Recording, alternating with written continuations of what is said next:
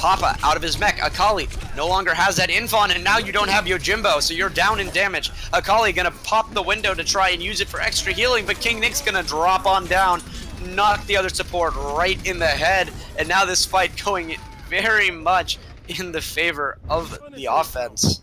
This was a very good defense. Mike, I hate my colors. I hate my... Okay. Either way, very professional, by the way. Either way, a nice defensive hold there.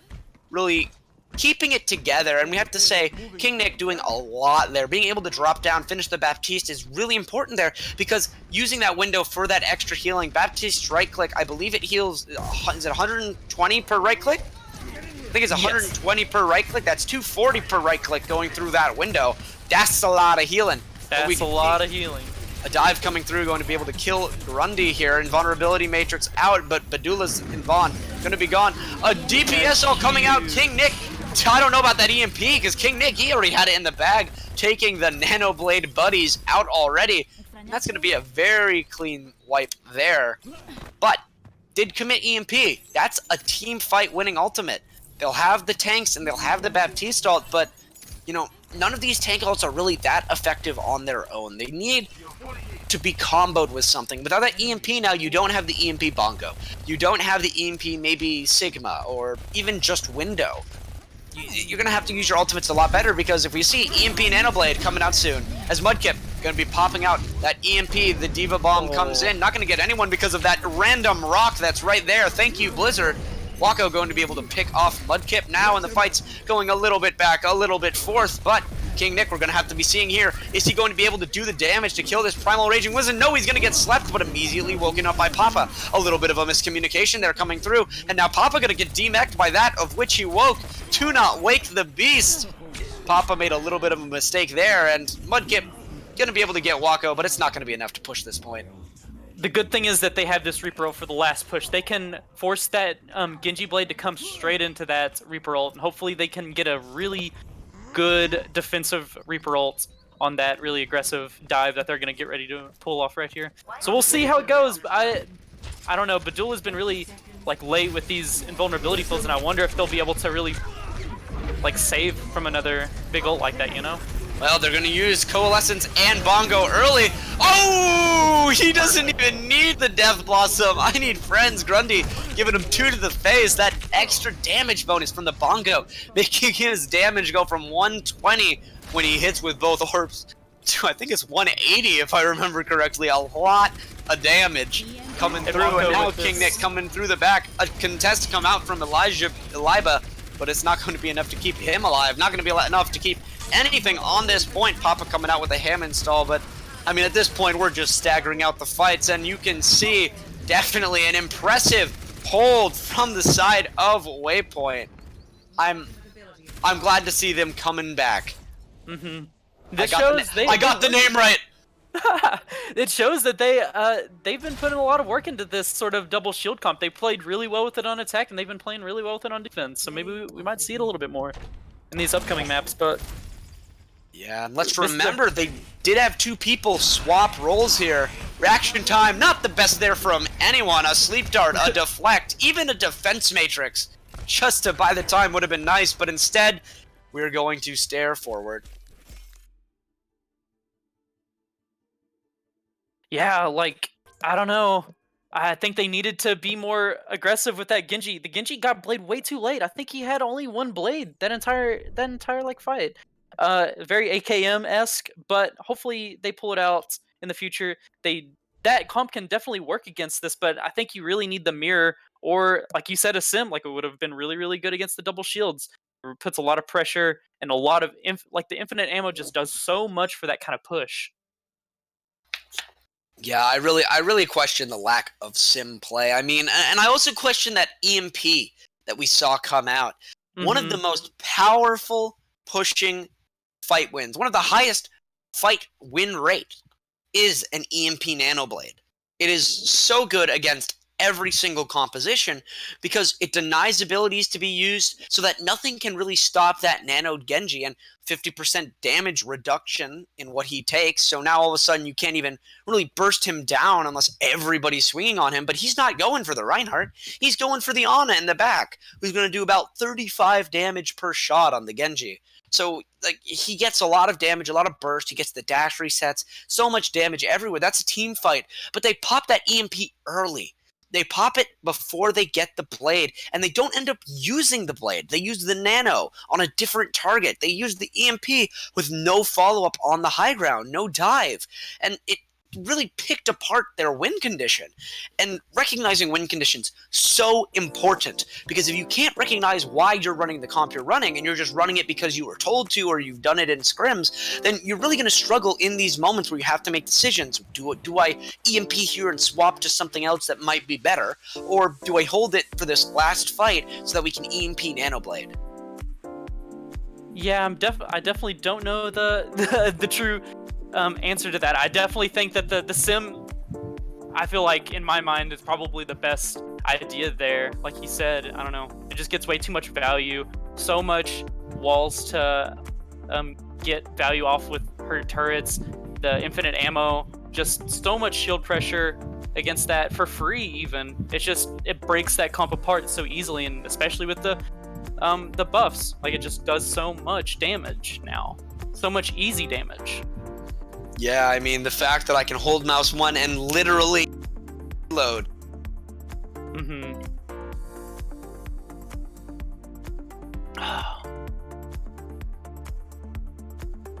This looks like we're gonna go to Volskaya next. I don't like Volskaya. I've come to find that I don't like many 2CP maps besides like Hanamura nowadays.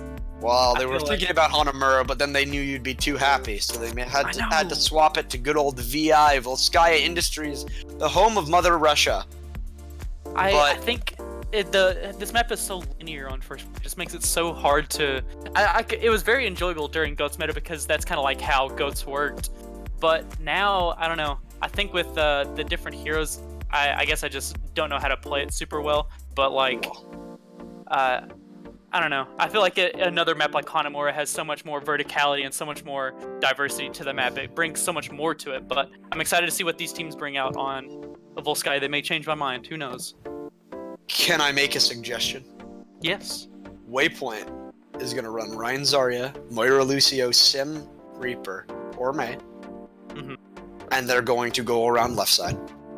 That would be all right. I think that they could get as much value just going through the choke and then just going left and getting that high ground that way.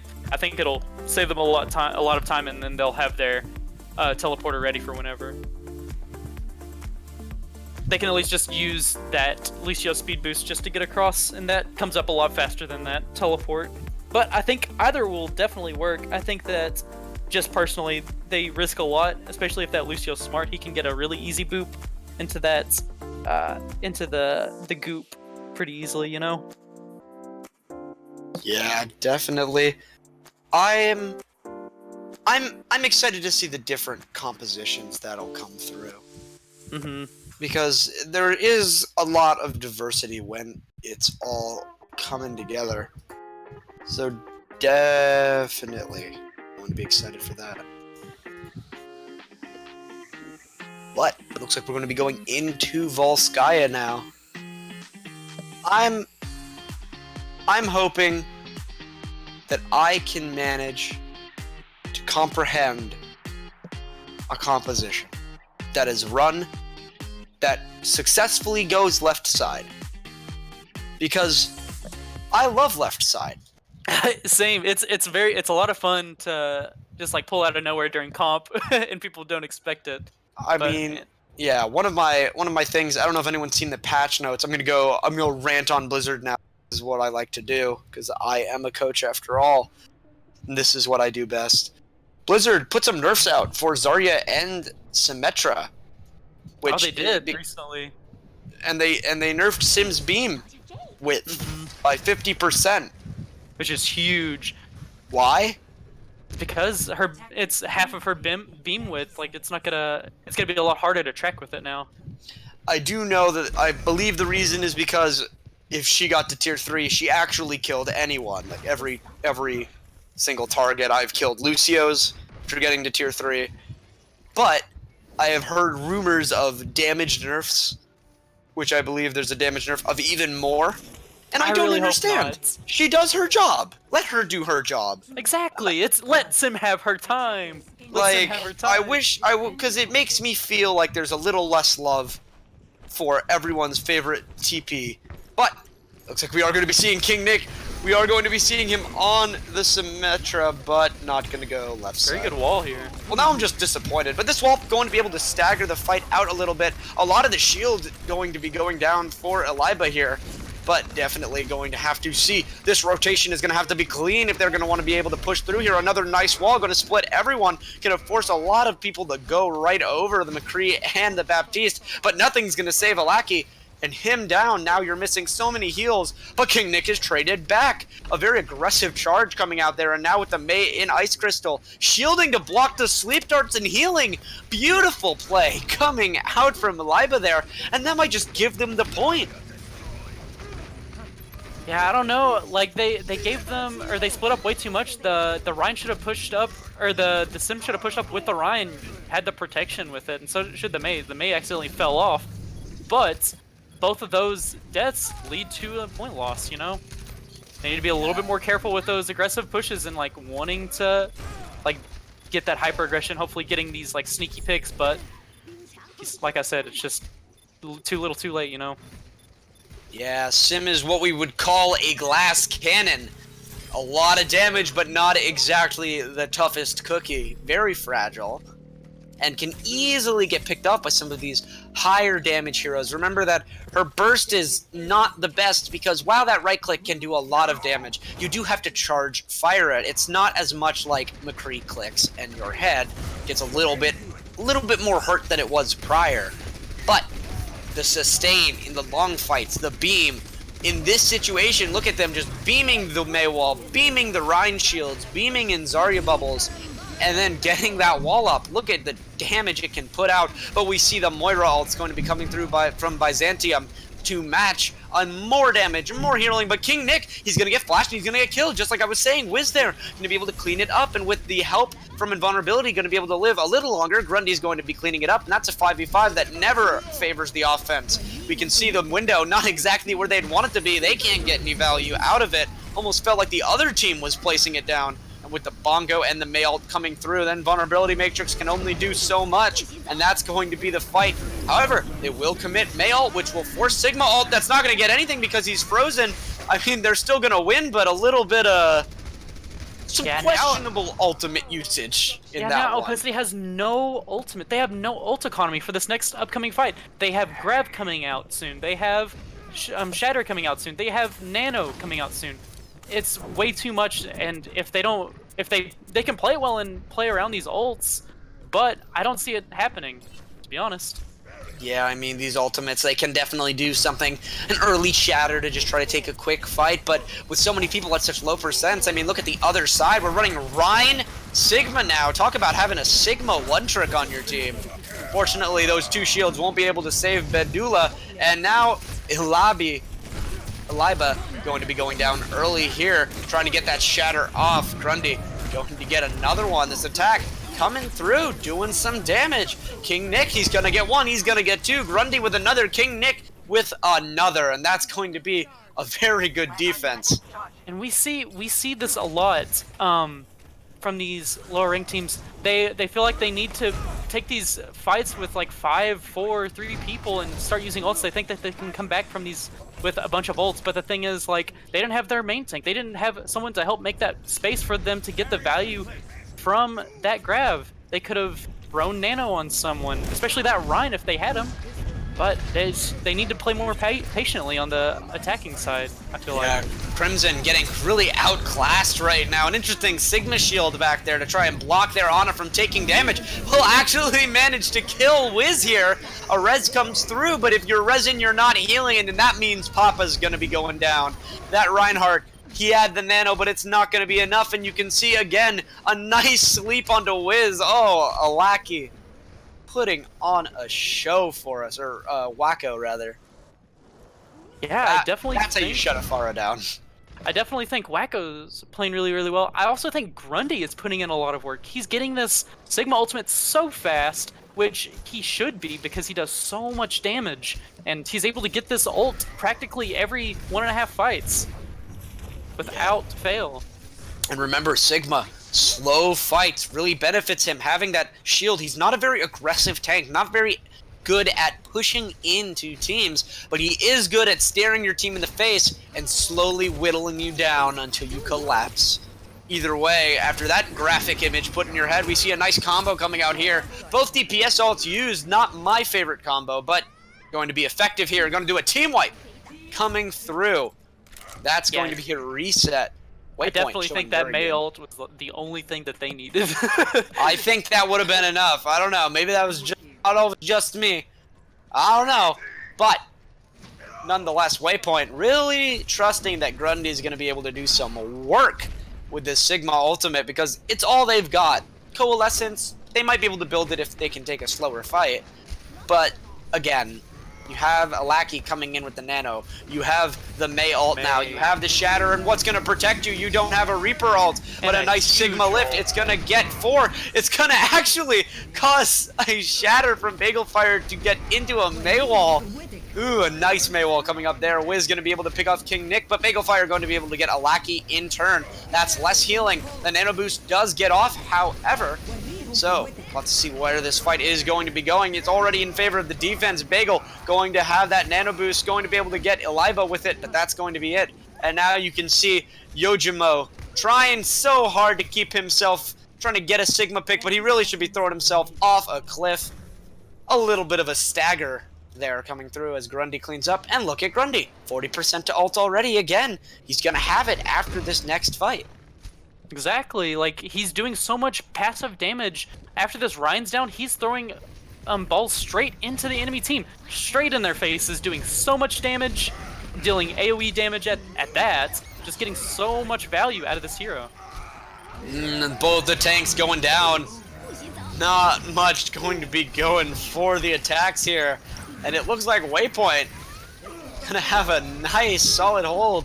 I need friends trying to bring it back with that Mei ult, but that's about 3 fights too late, my friend. Waypoint is going to be able to hold B. Yeah, that's what I was saying too about the Mei ult. Like, you saw they took out, it was 2v4, they took out 2 members with just the Mei ult. Think if they had the rest of their team, that would have been a complete win. And that's what I'm saying. The Mei is so powerful in this meta, especially with all of these. Especially after Goats is gone, there's not as much resources to sort of get you out of situations like that super easily. And I think that's what teams are kind of like having to play around nowadays and like having to get used to all of the value that Mei can actually provide in these team fights, especially with her ult. Yeah, ultimate abilities. It's not how you use it, it's when you use it a lot of the time. Really making sure that the timing is perfect, synergy with the team, planning, not just pressing Q because you thought it was right. Fortunately, we're not in comp games here. Well, fortunately, actually. If this was a comp game, I'd be laughing a lot more. Thank God for roll Q, or we'd have 6 DPS on both teams. Oh, but the joy it was. Now we can look back with laughter at those 6 DPS and how we wanted more avoid slots. Still want more avoid slots. But either way, back to this game. You can see a nice, good old junk Bastion comp coming out for the defense. When you don't know what to do, you pick spam behind a shield, and you take top left. 100% agreed. I definitely think that this is the right call for this map specifically. I like the Junkrat here as well. I think that either that or a Hanzo is very, very good on this because Junkrat and Hanzo can take advantage of this high ground, take different angles from the rest of the team, and just pile drive damage into wherever and split that focus, you know? Yeah, definitely. We can see the attacking side here coming through with that Symmetra, the beam composition again. My favorite composition. Running a Baptiste version, not my favorite, but they want to run this Baptiste because Wacko is on that Sombra again. And I agree, Sombra, very good into this composition. Unfortunately, King Nick, not the best because you can't really get close. Yeah, definitely. I think that Waypoint should just go straight back to spawn, swap their comp right now. I think that they need dive, they need a Genji, they need an Ana, they need these big fight-winning ults. Oh my gosh! But Wacko just taking out this D.Va mech for free. Yeah, this might be a very good push for them. They can just charge straight into that D.Va and just get so much damage on that main core for free. I mean, Papa trying to go find the Sombra did it, but all he found was his own demise. Sombra hacking him, putting all that damage in, and look at Wacko, he's up to 81% right now on this EMP. No one else is even close. He's out ult percentaging Moira right now. And they're going to lose. They're going to win the fight. Very, very good play. That, Papa. An interesting decision to go that deep on the Sombra. Not the easiest thing to kill, especially not next to a mini. I mean, Div 3, am I right, boys? But either way, this is 5.5 minutes, and they've got EMP. They're going to have Baptiste ult. They're going to have Moira ult. All we've got is Baptiste because of compositional swaps now. Papa's only 50%. Oh, but King's going to go down early. Far. He could have got. He was getting a lot of value just punishing that D.Va, but these ults coming out way too early. This is a fight where they're already down, but it looks like they're able to split up this team half and half, and the Ana's not able to get to their front line, but she gets a huge nade off onto their front line, helping sustain them. I thought that Waypoint could have picked that up, but because they had their front line split off from their back line, the Hanzo and the Ana just split off from their front line, and they could have just capitalized by rotating onto the Ana and Hanzo, but they just couldn't do it. They were too split focus for that, from both sides, really. Unfortunately. Yeah, Nick kind of one-upping our man here, Papa, saying, "You think you can feed? Watch me," as he teleports by himself and then walks into a corner with nobody on his team able to peel. But they have a bunch of ultimates now, and you know what? A lot of fights are won with a lot of ultimates, and a lot of fights start with the Symmetra wall, which a Graviton going to be followed up with it. Nothing's going to be able to do any damage because this wall is blocking a beautifully placed Graviton there, but Wacko down. King Nick, I mean, at this point, I question the sim pick entirely. It's just not doing anything. I mean, he's died more than he's lived, and I don't think anyone wants to say that. But either way, Wiz, he's going to go down. I Need Friends is going to go down. So it looks like defense is going to be held, and Waypoint, what are you doing, my dude? And we see that swap out for the Hanzo, and I totally agree with this. I think that they need this Hanzo to just try and catch the Ana or the Bap in the back.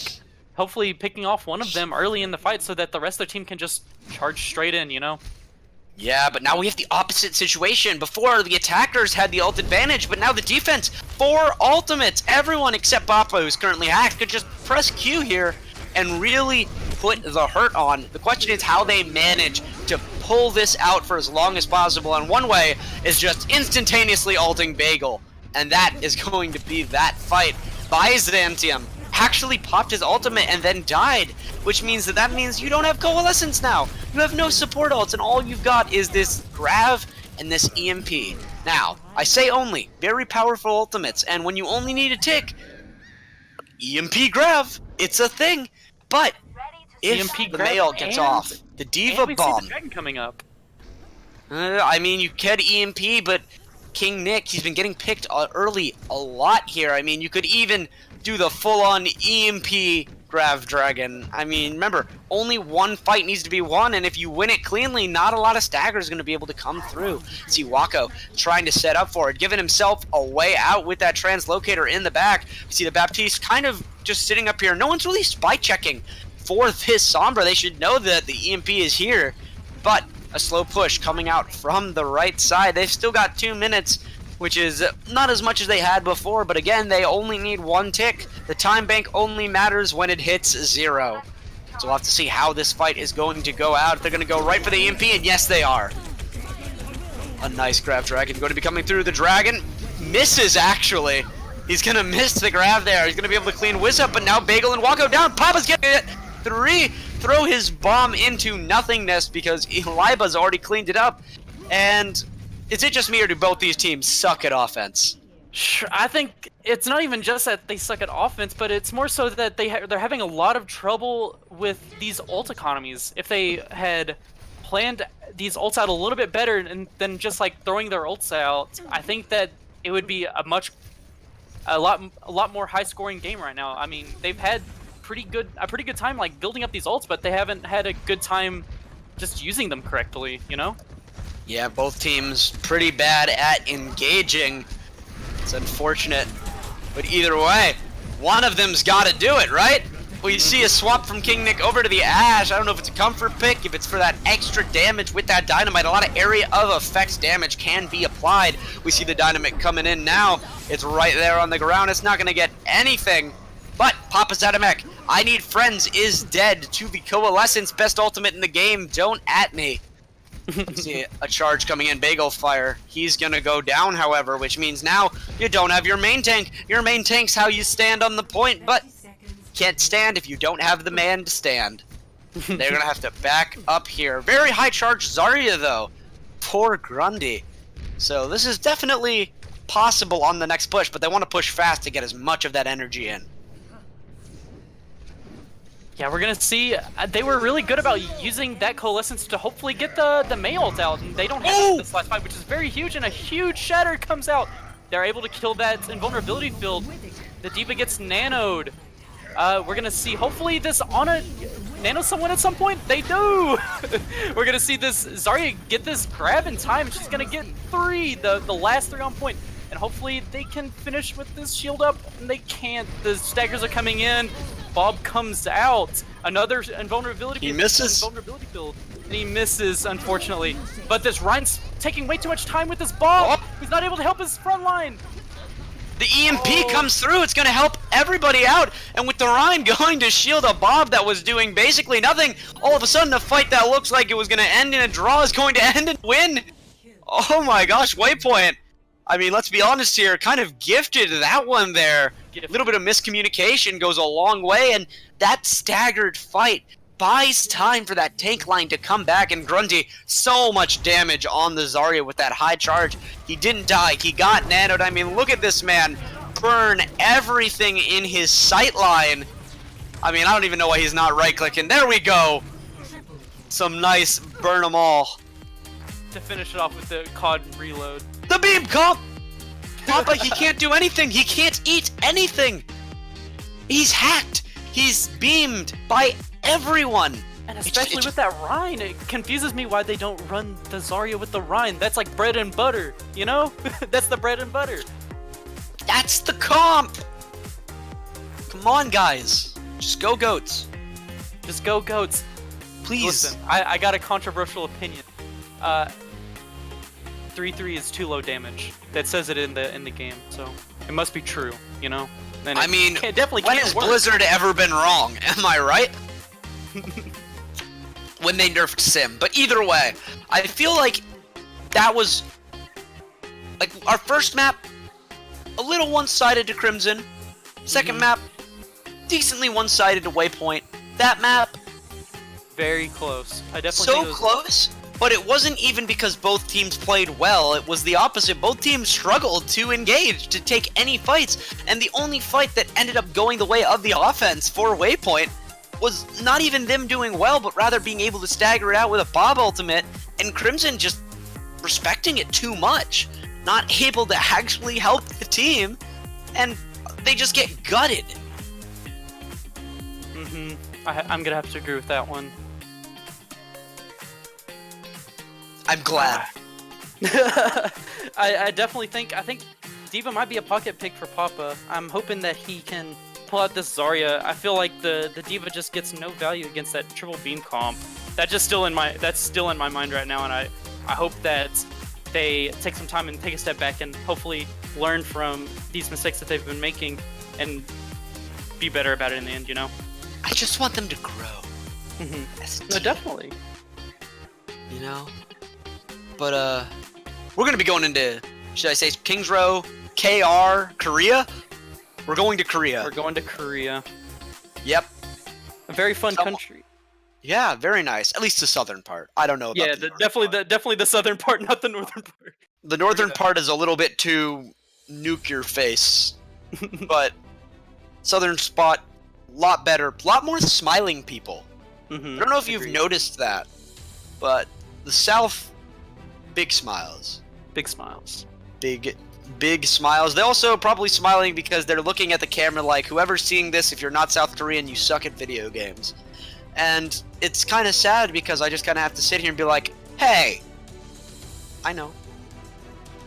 It's not easy. It's not easy. But we can see that Mudkip is going to be coming back in. Maybe instead of a South Korean, we can put in a fish. You think a fish would work? I want a fish to work. Yes. Yay! Either way, I mean, I have to say, both these teams performing very well, but I'm rooting for Waypoint personally. Waypoint performing pretty well. I feel like the tank line a little bit more together, a little bit more synergized, not so feeling like they need to carry the game. And also because if they win, then I get to go home. I agree. I really hope Waypoint pulls it out. I've been watching them in some of their games, and I help them in scrims sometimes. Our team actually kind of gives them like that sort of like beat down scrim where like you play like a really high team. It's kind of demoralizing, but it teaches you a lot because you see what higher players do, and they're playing more aggressive, and you see that kind of gameplay, and you're able to learn from that a lot, and we help them a lot with that. I'm hoping that this is because of the very good coaching of not only Arrow, but also hopefully we help them out with something during the middle of the season. But I'm hoping that they pull it out, you know? Definitely. And I mean, both these teams, they've been playing fairly well. I'm impressed by the amount of Sombra I've seen. And it's been pretty good Sombra, and I'm definitely especially impressed with Wacko. I feel that, you know, he plays that support role very well. He played it pretty consistently. We saw his Ana come out, shut down Afara entirely, knock him out of the sky, and when they get res, just throw a nice sleep dart right at him. And then we can see he swaps over, he plays Sombra now, playing a much harder hero, and recognizing, you know, this D.Va's on me, but I don't need a TP out. I can just grab this mini, hack you, fire right into your face, D-Mech, easy game. Very easy ultimate, too. Very, very easy. And I don't know, like, he's playing it really well for the meta that it's in right now. Like, you don't really see Sombra in these higher elo games. You're seeing a lot of Mei and Reaper, and that's just to the nature of, like, the meta that they are in. But I guess, like, being able to play that comp is kind of difficult. So, like, having, like, a really easy, like, fight-winning ult like EMP is pretty good. And, I mean, it's beneficial whenever you don't have all of the ins and outs of all these like really good comps that are out right now, and you can really get the best of some other teams that may have these comps down, but like don't know how to play against things that are kind of like off meta and like these really like weird pocket picks, you know? Yeah, definitely. Alright, let's see. An Orisa composition with a Sigma, and Papa is going to be out on the Symmetra, so I need friends flexing. Both these teams flexing from roll to roll. Look at that shield from Sigma, blocking from any air fire, any nades possibly coming out. A very intelligent, small little thing that he can do. I'm not sure about the double shield, but either way, some shielding is going to be going on, and we can see Sims on both sides. King Nick pulling out the Symmetra as well. Gonna be at a benefit here because of all of this shielding. We can see he's in the back, he's naded, he's safe, he doesn't lose any of that ammo, and he's just plowing the damage in. He's gonna get Mudkip down 3 on his team, but it looks like he's gonna be going down to Alaki. Alaki getting huge damage in on there. That's another thing that people aren't always necessarily looking at, is this DPS that this Baptiste is putting out. He can put out a lot of damage and a lot of healing, especially if he has good aim, and like he just really put in the work on that last fight right there. I mean, the ult charge says it all, 81%, and he killed so much there was barely anything left to heal. Wall going to be coming up, splitting people. Not going to do much, but it is going to get by dead. And now without your Moira, you lack so much healing.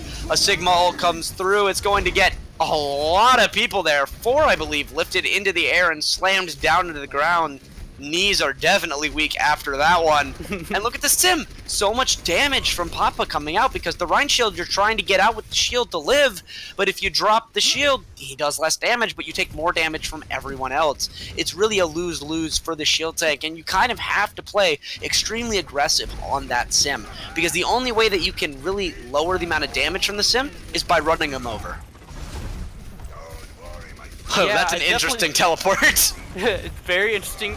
King Nick's taking these really interesting teleports right now more recently. I love the assistance from the Mei too, bringing him a little bit higher, but the fight's going to break out here. Bagel, he's going to shatter, go through 2 shields, but the third one's going to get him, unfortunately. The Nano Boost not going to be able to go aggressive on anyone here. And he's going to have to find a way to finish it out, but Papa, he's going to get 3, he's going to get 4. The Sim, a little bit more defensively biased, it seems. Even with the double shield, King just not able to do the damage because he doesn't have enough time. They're playing a little aggressive. A little bit aggressive. All he needs from his front line is to play a little bit more aggressively, and they take the pressure off of King, and he can get a little bit more aggressive, you know? But he's not waiting long enough for him to get, them to get far up enough to get the value out of something like that. Definitely. I mean, we can see Sigma and Orisa on both teams, but one team got EMP'd. Unfortunately, you're not going to have any shields for a while here, and we can see Mudkip coming in with the Mail. He's actually going to be able... Is he going to bring this back? They're going to be able to bring it back.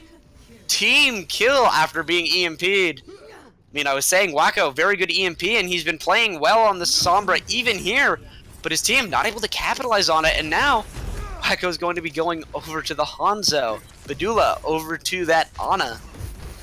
Yeah, I think that they kind of went a little bit, they forgot about this Mail, you know? Like, they need to be positioning, they need to really respect that Mail, because that's literally, that just wins fights, straight up. Ooh, 4 people gonna be picked up, and Bago gonna be shot down before he can even hit the ground. Waco gonna be a little bit more privileged in this. He's gonna be able to be taken down after landing, at least.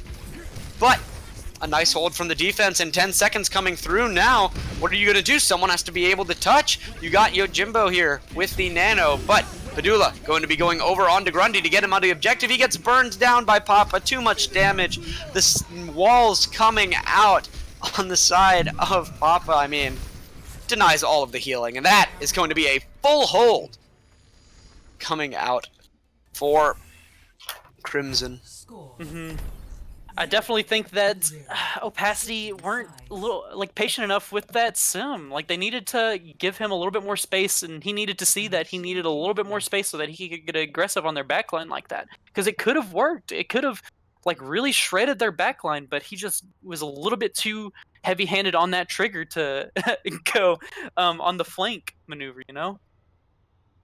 I definitely think that that comp could have pushed past whatever kind of shields they had up, and the sim could have got so much more value.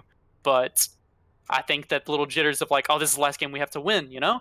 And that's a real thing. Yeah, definitely. I mean, I feel that it's been a pretty good game. This is the first really one-sided that we've seen. I mean, we saw Waypoint do a pretty good defense on our second map on Route 66, but definitely I feel like that felt a little bit more one-sided. It felt like, you know, they didn't really have a plan. They didn't know what they could do to break that. King Nick definitely struggling throughout this series to really get any value from that sim. A very common pick, a very valuable pick. He's going to be playing the sim again, going to try and see if maybe the defense favors him, but Papa is showing the sim again on attack. And again, double shield. It's very interesting how this double shield has kind of evolved. How we saw double shield, and then we saw sim, and then we saw double shield sim. And now it's kind of a battle of who's better at protecting their sim. Exactly, and it's been like that with a Mei too. You see that a lot with sim and Mei nowadays. Just who has the better sim or Mei and who can protect her better. Yeah, definitely, and we can see both of the shields, both of the rocks yeeted back and forth. Fun fact, the rock is possibly the only thing that Sigma can't eat. He can eat just about anything. He's not that picky. But a Maywall is going to come out. It's actually not going to do really that much because they were already rotating and it didn't cut anybody off. And with this Sim teleport, they're going to be able to go right to point, but it's just going to give I Need Friends. He needs a lot more than Fred's. He's going to need some healing, and he's going to need a shorter respawn time as his team trying to back up, going to be backing into a Maywall, and King Nick going to be able to pick up Mudkip here. A pretty good defense coming out from Waypoint. I definitely think that both teams are having a lot of troubles pushing into this Sim. It's kind of hard to uproot a Sim once she's like placed down. You need a different approach than this double shield comp, I think. Yeah, definitely. I mean, the double shield, it's only going to bring you so far. The Sigma Zarya, they do have that Graviton. And let's remember that while this is, you know, 2 minutes, 40 seconds, that was a very good hold. This is all about that one fight. That one fight that's going to really put your team over, and we can see Simult coming out from King Nick, dividing the team. They're all going to be able to go on the other side, but Papa, he's just going to use it to get his Simult, but look at them. They all get caught in the mail. Two actually fall to it in the final blows. Mudkip does get Wacko, though, so that means that their next push is going to be a 5v6. Oh, no. Byzantium on the Mercy going to be able to res him up, and that's a clean defense, and we're halfway through. And we're going to see this Nano Blade coming out. We're going to see how that fares. Hopefully that they don't really have any defensive ults. This could be a fight win for Crimson right here. Yeah, definitely. And I mean, let's just remember, Waypoint, they're up 2-1. If they draw this map, they do win. They can literally just draw it out. They don't have to win. And so even though they can't win this map, they can still win the series right here. And with a nice defense like that, it's looking pretty likely. A huge stagger.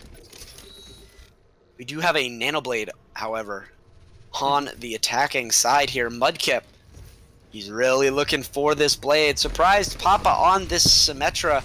A lot of ultimates coming up for them, everything except Grav, which they'll probably get after this fight. We'll have to see what the defense is like. A nice lift up, gonna lift Papa into the air, slam him down, and he's done. Aliva not going to be able to get himself an ultimate, 99%, and that's going to be the fight. Again, 1 minute left, and these fights so drawn out that they actually have 5 to 6 ultimates, doing that bank up for that one good fight.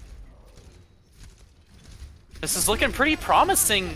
While they do have all these ults, one fair placed Mei ult can win them this fight, and it can defend here. And they've already killed Papa. And they have Grundy, the front line's gonna go down, but Papa dead. That's a lot of the damage going through. The Nano Blade, they're still holding on to it, however. With I Need Friends and Alaki, they're holding on to it for a little bit too long now. Yojimbo's gonna go down. Now they have to Nano Blade. They're trying to blade without the Nano because they held it for too long. And now Mudkip Blades gets nothing. Now you got a Desperation Grav and Nano Boost to try and pull it out. Can they pull a Waypoint and at the last second win themselves the map? We're going to have to see 10 seconds on the clock right now, and Waco coming very, very, very close to that Nano Boost. Going to be able to save someone on his team at least. How will the Nano be used? It'll be put onto Papa. Try and get that damage ramp up. It's going to be enough to help burn down Bagel Fire, but he is antied. He is getting shot at. Yeah, there are teams going down. It looks like it's going to be a hold. King Nick going to get a 3K, and that means that a draw on King's Row. No streets for you. But that also means that Waypoint will be taking this series, and Waypoint is going to be your Division 3 champions. Oh, I think we have one more map, though, right? It's 3 wins to win it out. Is it 3 wins? 3 wins total, yeah. Oh, okay. So we're going to Busan next.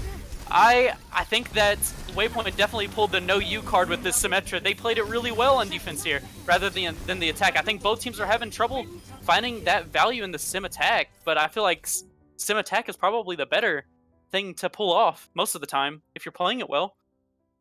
Yeah, definitely. And, you know, I feel that was, again, a really good example of neither of these teams seem like they're very comfortable in this 2-2 meta, this shieldy sim meta, at attacking. It seems like a real weak point for both of them, because we can see, we saw it on our last map on Volskaya, we saw it on Kings. full hold, second point, point B, almost full held by both teams on point B. Well, held on point B at least. So it's a lot of holding, not a lot of attacking. And it's really struggling to bring either of these teams up to that little bit of tick that they need. And now with, now that Waypoint ties that, they may not win the series because, again, it's first to 3 map wins.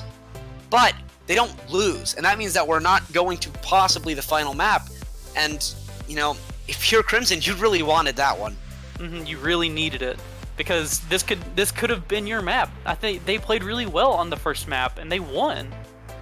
They might have the edge on these control maps, and they could have just pulled it out in this last map, But now we're gonna have to go into 2 more, possibly.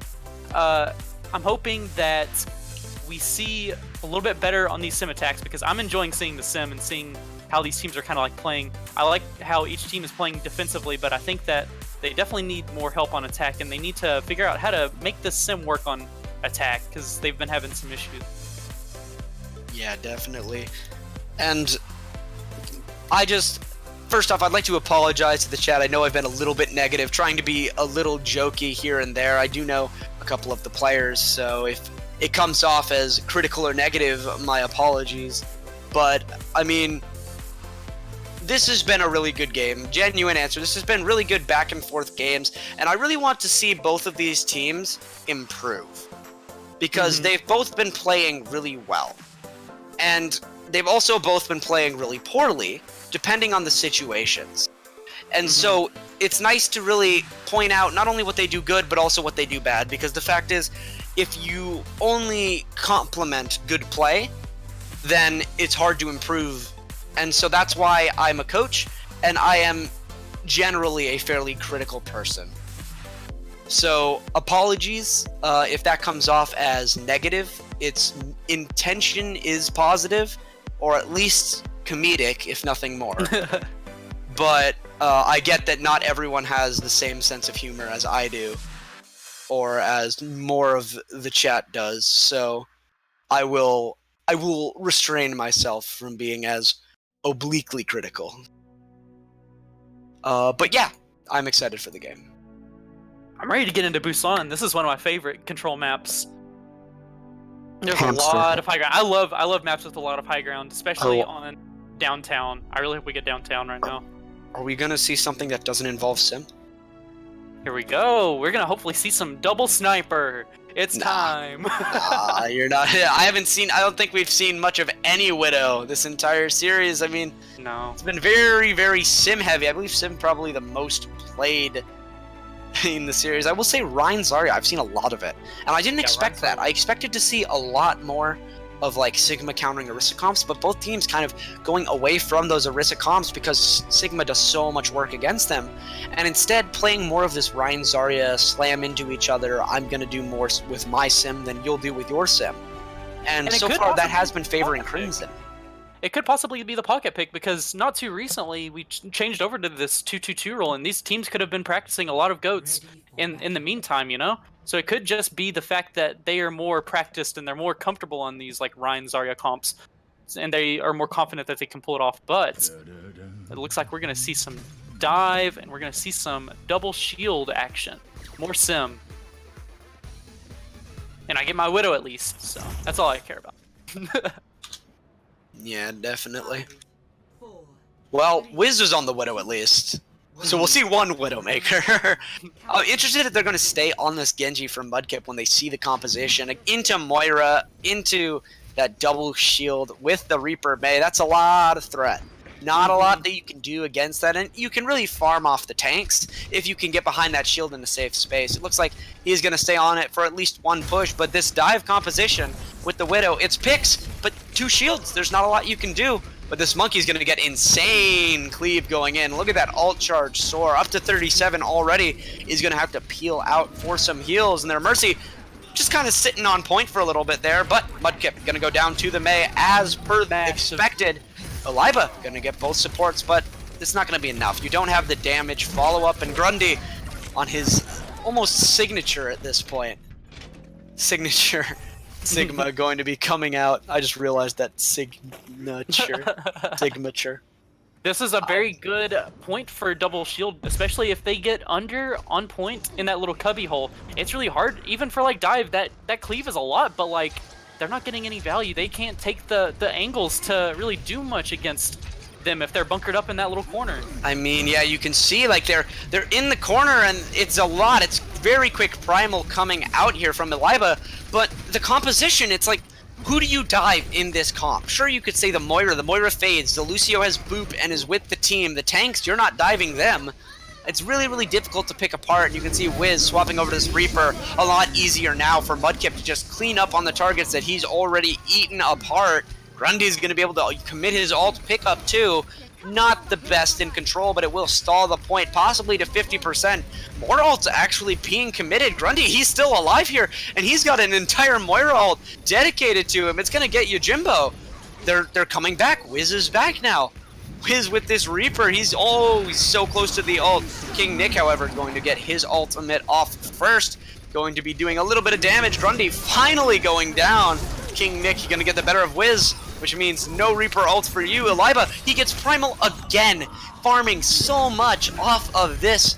I mean, the cleave is so powerful here, but Waco going to be able to get Mudkip. Mudkip not able to do very much this entire time. That blade gets nothing. And point going to stay. I mean, you needed to flip that when you commit that much. You needed to, and especially it was a 5v2. Like they needed to focus the Moira, they needed to focus the Sigma. They just can't be split attention like they were, and that's all that comp can do. That Genji needs to be on the same target as everyone else. Everyone needs to be on the same target because there's so limited focus, or there's so limited like AoE damage. They needed to focus.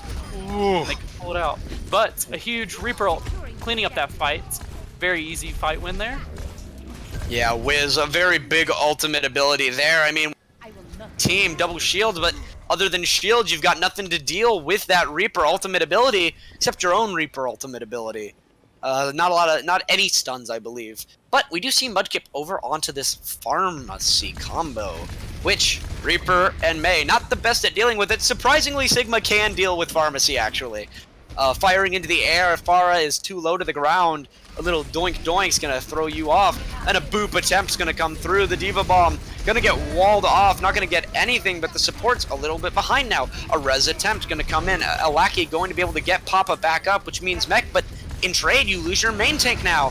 And now a Reaper ult coming out for Nick. Nano onto Papa, going to be able to keep him up. Nick not gonna be able to get anything. In fact, Wiz is gonna find him, and I mean, this is quite a fight. We see a flip has already come through during the fight. Mudkip going in here, getting a barrage onto everyone in the corner, going to be able to pick up 4 on the fight. They lose Papa to Grundy on the ultimate again, but it's a late ultimate again. You know, it's like the first time it worked, you're able to stall it out, but you don't even have the point this time. So now you're really just wasting an ultimate. He is going to be swapping over to the Zarya, going for an Orisa Zarya composition, comp that we do not see that much when we're talking about tanks. Able to push this Winston out pretty early, making him waste his jump. Getting on high ground. He's going to hop back down though. And we're going to see a lot from this Mei this fight. She's got ult coming up. They have so much damage with this Orisa, but it gets knocked down pretty early. We're going to see them pick up a lot of kills from this Mei ult. Hopefully they can kill this Pharah before she gets any more splash damage. She's about to have this ult again, and this could be a fight-winning ult from the Pharah. Lackey keeping Eliba alive, but he can't keep him alive. Eliba can't keep him. It's a bit of a symbiotic relationship, but you kill one, you kill the other. Wiz coming in with the Reaper ult, not going to be able to do enough here. This is a bit close. Papa going to get the nano again, but frozen, shot at, burned apart. Not a lot that he's going to be able to do. He is still in mech somehow, but there we go. The D-mech's going to be coming through. The Moira going to give the good suck over onto Papa, and that's going to be what looks like the point. More staggers coming through. Actually, there's 3 here. The support's going down. It feels like it's going in the way of Waypoint, and there we go. Waypoint going to be able to cap. It was a really good fight planned out. Byzantium saw that Ana was the only thing keeping that Diva alive. She throws, or she, I'm not exactly sure, I'm sorry. But they throw a good orb back into the backline on that Ana, killing her pretty easily. Then they have no sort of sustain on point, able to get the D.Va for free after that. So good plays coming in from the support line there. I like that a lot. And the Mei ult to cap point was amazing. Able to get around 3 kills off of it. Yeah, Here we're definitely. gonna see a lot of dive. We have the Orisa Zarya again, which I don't necessarily agree with, but hopefully they'll sway my opinion. It's interesting because Orisa really doesn't build you that much energy, but against a dive composition, it is possible that you can get to that high energy because you never know who you're gonna dive. Again, there's a Reaper, there's a Mei, there's a tank core that just doesn't die, and then you've got a Moira and Lucio heals. Like, you can't dive anything here. You have to be able to burn maybe one of the DPS when they don't have their survivability. But again, look, Reaper burns through Eliba. Bagel gonna be able to get the final blow there, but you can't dive anything with this composition, and I am almost certain that we're going to be seeing swaps coming out here. I really hope we do, or else Crimson can't pull this off. They do swap to this Reinhardt, which is a very good pick in my opinion. This Reinhardt Zarya is going to be able to push past this Orisa shield. Hopefully, I really hope that we see a swap from these DPS too. I don't think that playing this DPS core into a Mei Reaper is going to get them any sort of value. Yeah, the Sombra's alright, but even the Sombra not the best. You don't really want to be playing flankers into such a balled up composition.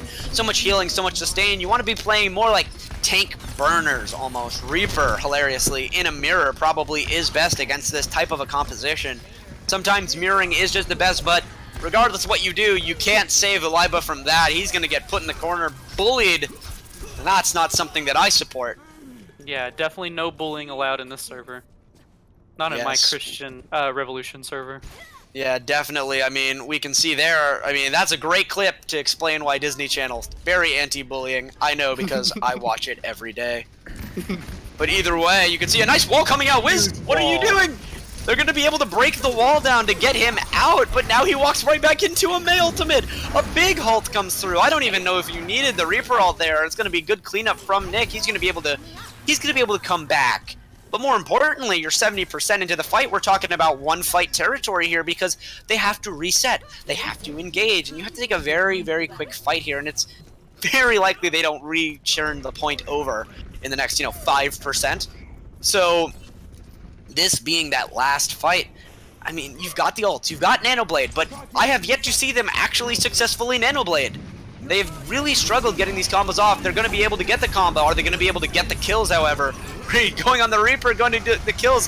A very, very interesting ult coming out there from Grundy, trying to pull off a nice Nanoblade grab. But Mudkip, he got the Nanoblade, but he's the first to go down. The support's very bloodthirsty on both sides, really. We can see the fight going back and forth. But the healing output, it's going to be too much here. With that Ana trying to do their best to keep Papa alive, but the Reaper in their face, beamed down, and this is looking like Waypoint going to be cleaning out this series. They want that championship for Division 3. They want it bad, and they're gonna get it. That's gonna be your Division 3 champions going over to Waypoint, losing the first control set, but they're going to be winning the back half. I definitely think that last fight was a little shaky. They tried to get that grab onto the Genji to stop him from getting the rest of the team. They're trying to get him solidified out from just dashing around, getting those easy kills. But it missed. But they were able to pull it off. Their comp was just strictly a better built comp. The Mei Reaper is just so hard to deal with the Rein Zarya trying to push into it. It's just way too hard to get any sort of value out of those two heroes trying to push into a Mei Reaper. Well, what more can I say? There's too much pressure on the front line trying to push into slows and massive tank shredding damage.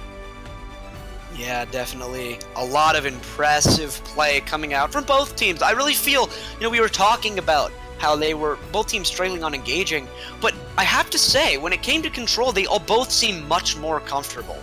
I was impressed. I was impressed how the change in play as well. They just sort of everything starts to click. Like, we know what to do on control, and it's understandable because control is kind of that distant child of all of the game modes. The other one's kind of similar because they all have attacks, they have defenses, phases, whereas Control constantly swapping back and forth between attacking and defending the point.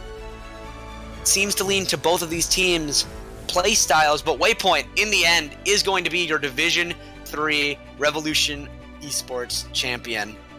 And definitely they're going to be taking the $75. Definitely as well. Aren't they played really, really well? They played this Mei. They weren't playing it a lot at the beginning, but they showed that like they could play against this Mei wall. They could play those aggressive Mei walls. They can outplay the enemy Mei. That's all it comes down to at the end of the day against Mei v Mei. Yeah, definitely, and especially showing us that Symmetra does not hard counter double shield if you've got the counters to Sim. Being able to focus that Symmetra down, making King, I mean, he struggled throughout the entire series, and it wasn't his individual play even, it was just Waypoint doing very good at shutting him down whenever he's trying to get that beam up. Only really on King's Row did we see that Sim shine against that double shield, but Waypoint doing very, very good with the double shield, and bringing out the Orisa Zarya pretty effectively, which is kind of funny to hear come out of my mouth. Yeah, Not I mean, a common composition.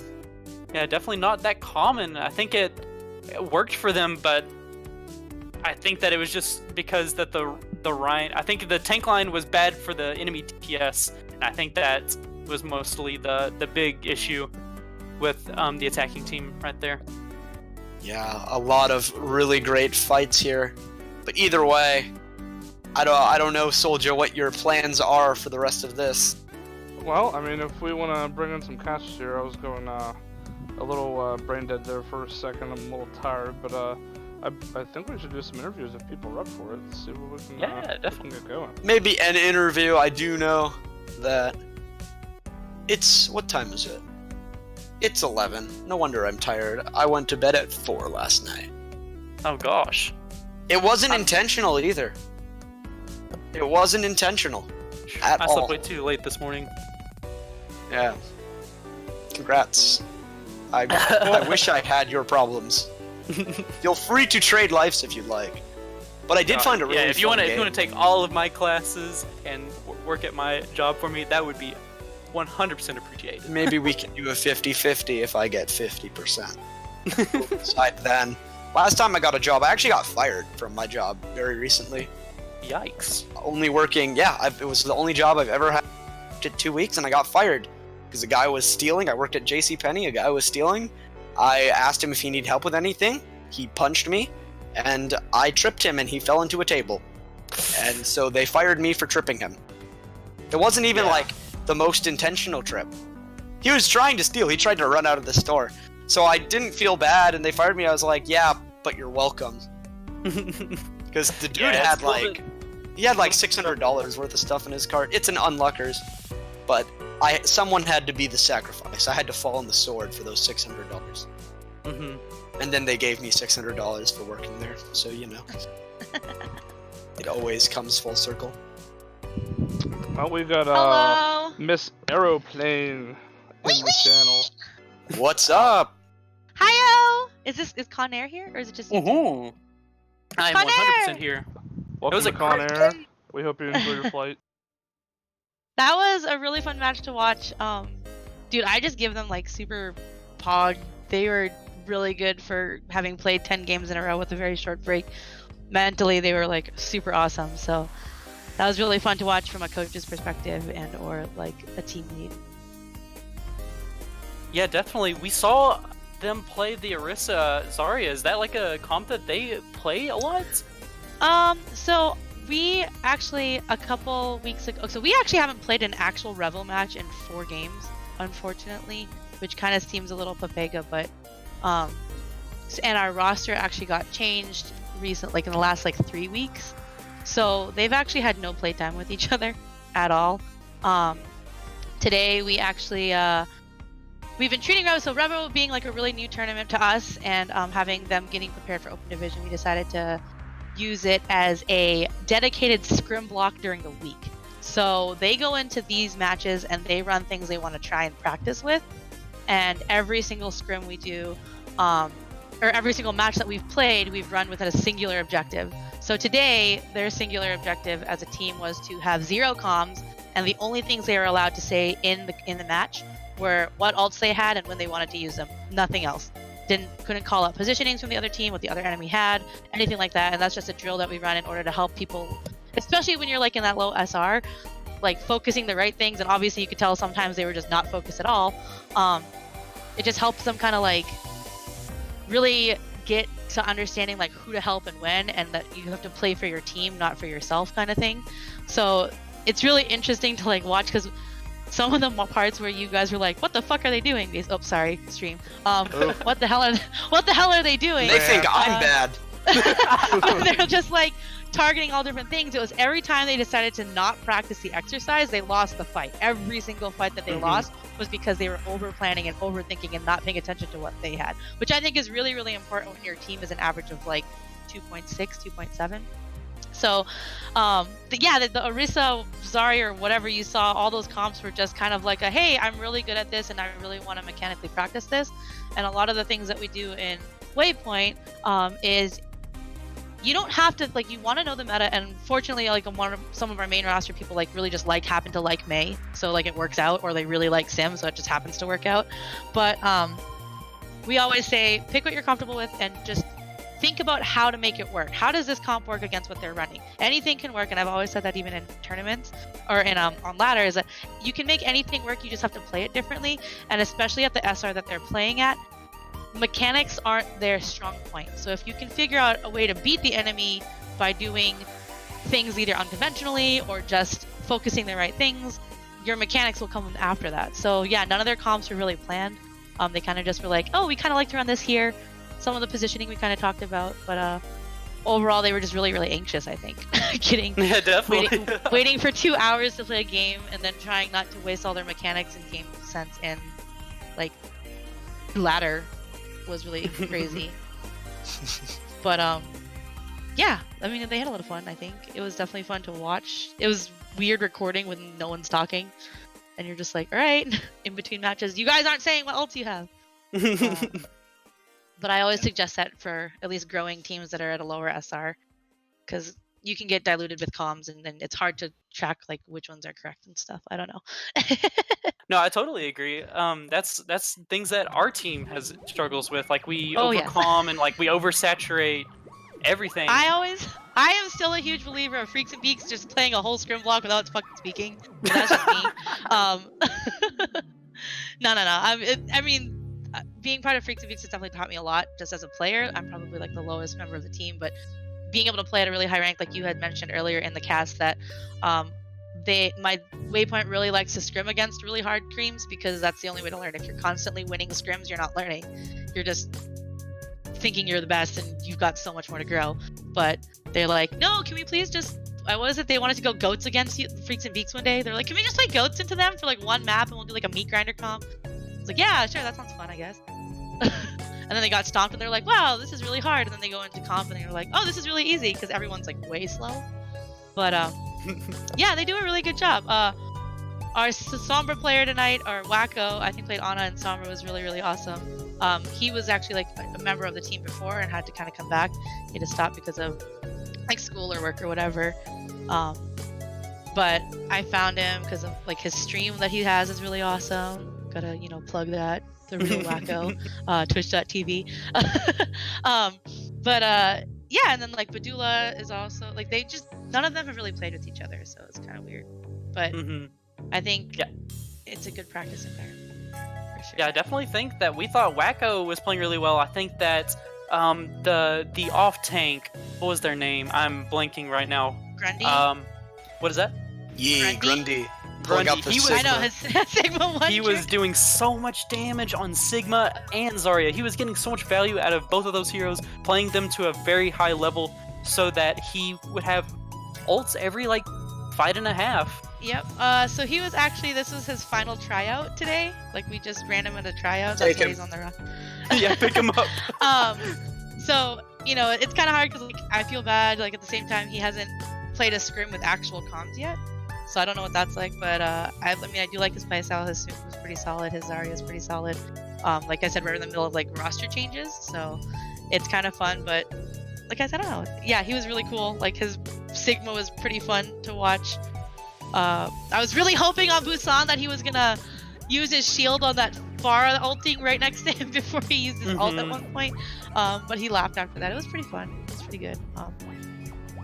Yeah, I don't know. It's just so interesting to watch teams like, you know, Div 1 and then you go down to Div 3 and just to see like the difference that there is in between the all of tempo Overwatch, right? and the ult tracking and like ult management, ult economy. The thing that actually interests me is the similarities that you can really see as well. Not necessarily compositionally, but the ideas are always like very similar. Rotations, really focusing, like trying to focus a target, ult combos. You can see like the seeds, and then you can see what they sprout into kind of in Div 1. You can see a lot of those, like the growth that will happen, and definitely a lot of potential for that team. Well, and then just Yeah, the pacing. The pacing is so fast in Div 1 comparatively to Div 3. Just because of like the overall knowledge of the game, I think. So that's always really cool. But yeah, they've been practicing kind of hard, I guess. But we're like pretty much in our no talking phase of team building right now. So most of the scrims that they run, they're not allowed to speak. Because I think it's really important, again, to just... I tell them this all the time. You gotta just focus on what you're doing in relationship to the team versus like when you're on ladder, you kind of have to like do what as much as you can to get a pick kind of mentality sometimes. So it's definitely different. I definitely take a different approach, I think, than most people do. But they had so much fun, and FTA is just so great.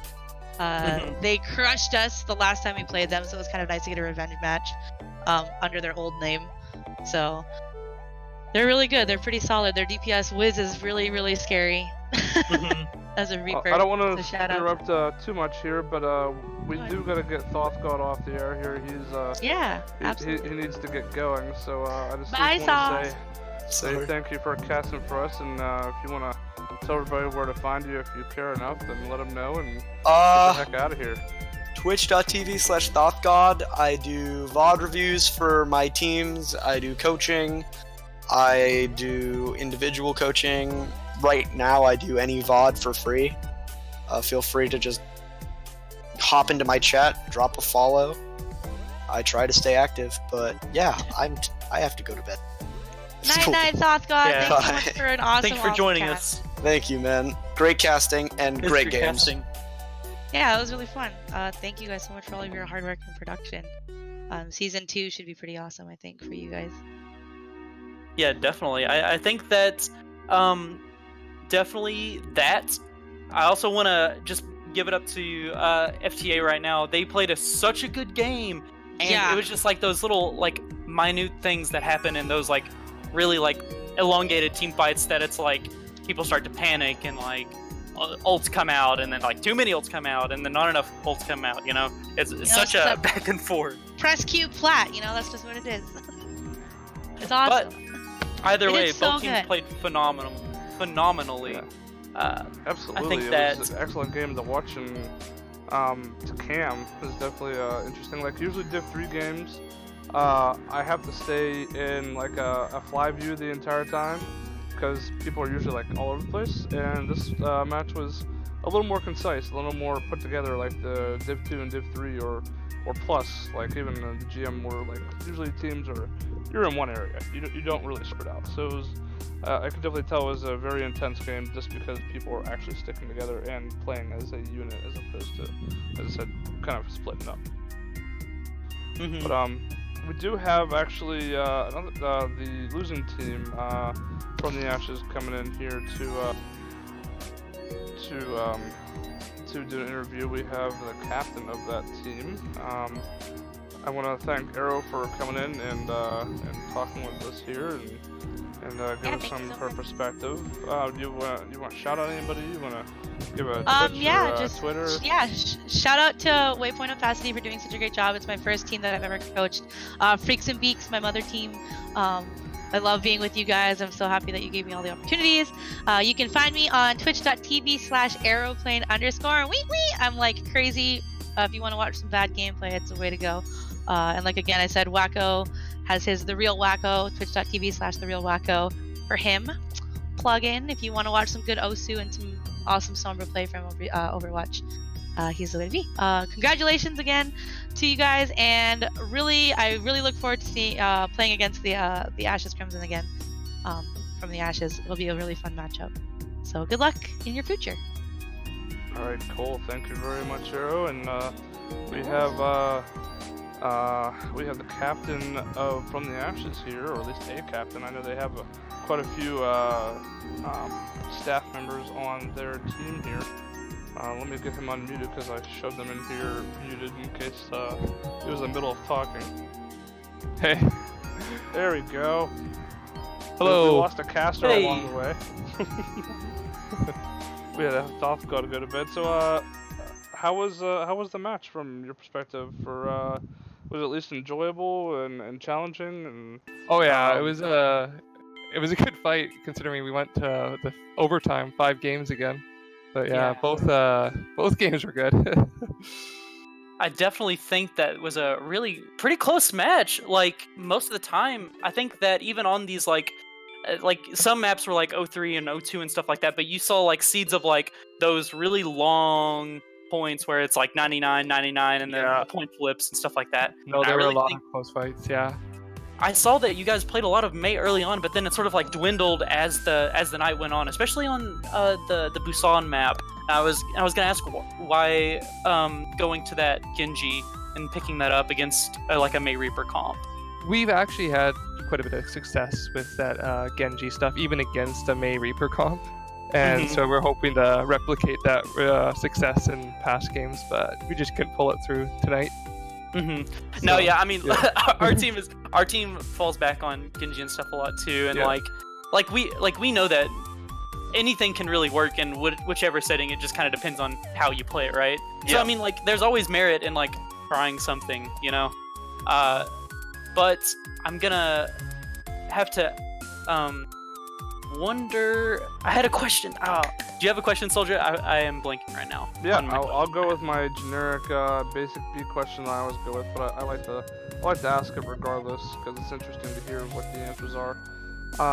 So coming into this match, from what Waypoint said, they had a lot of, I guess, forfeitures along the way and didn't get to play a whole lot. I guess, what did you come into this game thinking? Did you have any particular plan or any individuals that you thought were going to be a problem child, or any particular comps that you knew that you could run that they would be weak against? Yeah, well, our plan, we knew their DPS was going to be strong, and so our plan was originally was to do like a Ryan Czar and just overwhelm them, almost play like a Goats, even though Goats isn't a thing anymore, but like kind of just run through them. But they started doing that May Reaper, and it was just starting to get too hard to do that. I think it was working at the very beginning, but yeah, it started to peter off, and then we were starting to scramble, trying to figure out what we were going to do against this May Reaper.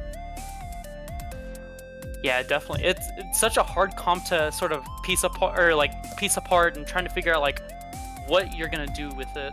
And especially against that Ryan Zarya has such trouble trying to push into something like that with all the slows. I know Ryan got his buff, but like the slows on him and like any sort of like trying to push into a Reaper just sounds like terrible for Ryan Zarya. And then when it became the May Sim and the Sim turrets were on point, that was also just so much slow, so much CC that it was just so hard to push through with a Ryan and Czar. And so then we were starting to think of maybe dive to try to just get onto the point and maybe get some picks. Yeah, definitely. I think that's kind of like what you have to do. I think that, especially on King's Row, you saw a lot of really good defenses on first point. But what do you think exactly was the issue in your eyes? What was your biggest concern pushing into something like that on attack? Well, one was the double shields, so you have to pretty much push through onto point, and by the time you're on point, you didn't have time to scout for the sim turrets because you're like focused pushing through quickly, and then the sim turrets end up behind you or on your side, and then the maze hiding in a corner, and it was just you're just getting too many angles, and with that double shield, it's so hard to like do like a long range fight. So yeah, that was like our biggest issue. You either push through and then ignore the main sim, but then they melt you and CC you, or you try to break shield, but it's almost impossible with a double shield up like that. No, I agree. And like, do you think if you were to go back and like suggest like a comp switch up, what would you have done differently? The one thing I think I would have done is fall back to that Sombra and just built up EMP. Yeah, for that one fight, just like for that trying to one get one tick. good fight. Yeah. Yeah, because all we needed was one tick in that end. So I think that was one of our mistakes, just not falling back to that Sombra. I agree, and I think that it's just, like I said, it's so hard to push into some sim that's already set up unless you have tanks that can really take space efficiently and like take it slow, and then like your sim comes in at the right time, taking like off angles and stuff like that. Being able to like play around with multiple angles and making the defending team sort of like look in different directions. Like, what do I do? You know? Yeah. Yeah. Do you have any other questions, Soldier? Yeah, actually, one final question. It's very team specific. So you guys went through a bit of a rough patch with internal team conflicts. Has that affected you guys in your gameplay at all, or has it made you guys even stronger doing Yeah, that fixes actually to almost that? didn't really affect us. We were more isolated to it. Like, I know like the org and stuff, but I think the org pretty much was all good. Like, we picked up and started working together almost instantly. So yeah, I don't think, That's good. yeah, it pretty much didn't really affect us. It actually just made us stronger. That's good. That's really good. Awesome. Well, I hope we get to see you guys again next season, which will be coming up here in a few weeks or so. We like to give our admins a break because we need brain breaks every once in a while, and two, teams need time to recover and recruit and practice up. So hopefully you guys come and join us for season 2 and maybe season 4. Yeah, It's fun watching you guys play. Okay.